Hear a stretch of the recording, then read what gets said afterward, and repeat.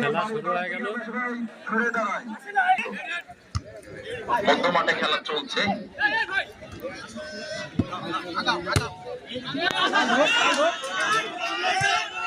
নিজেদের মধ্যে বল দেয়া নেওয়া করে আক্রমণে এই মুহূর্তে দেবেন বল।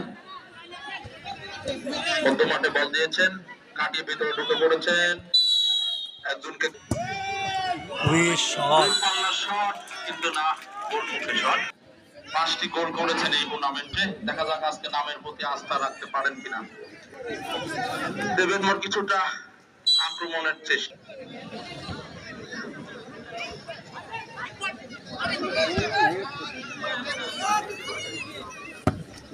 উদ্দেশ্য ফারুককে কিন্তু তারা আপনারা খেলা উপভোগ করুন, বাইরে থেকে কোনো ব্যাক সাউন্ড দিবেন না।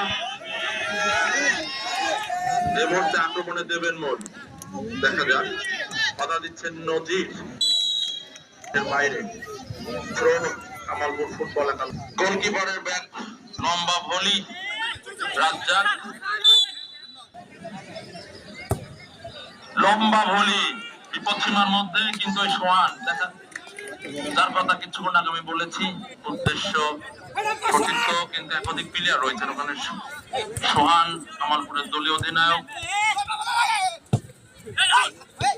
এই মুহূর্তে বল ফারুক পেয়েছেন, দেখা যাক এখন কাটিয়ে কাকে দেবেন। অধিনায়কের কাছে বল না, জয় হারতে পারেননি।